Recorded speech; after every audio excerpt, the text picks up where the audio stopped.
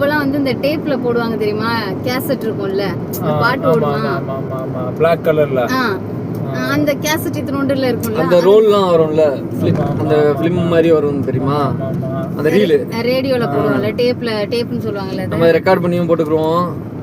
புஃப்னு இருக்கும். அந்த பைக்ல தான் கேசட் எல்லாம் கிடக்கும். கையை விட்டோம்னா கேசட் தெரியும். எனக்கு எட்டும். அந்த ரேடியோ இல்ல அப்ப கேசட் மட்டும் எதுக்கு வேஸ்டா இருக்கு அப்படின்னு நினைச்சிட்டு கேசட் கேட்கிற பசங்களுக்கு கொண்டே கொடுப்பேன். கேசட் கொண்டு போய் கொடுப்பேன்னா சும்மா கொடுக்க முடியாதுல்ல, அதை சேல்ஸ் பண்ணிடுவேன். காசு கிடைக்குதுன்னு சந்தேகத்துல எப்படியோ தேடி கண்டு. இது வந்து உண்டியலுக்கு முன்னாடியா உண்டியலுக்கு அப்புறமா? உண்டியலுக்கு முன்னாடி.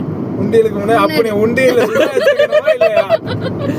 திருடிட்டு கேசட் கொண்டு போய் வித்துட்டு திருடிட்டா, அதாவது யூஸ் இல்லாத கேசட்டை சேல்ஸ் பண்ணிருக்காங்க. அது ஒரு பிசினஸ் மைண்ட். அது கொண்டு போய் வித்துட்டு திருடி தின்னா எங்க அம்மாட்ட போட்டு விட்டு அடி விழுந்துச்சு பாத்துக்க. சரி.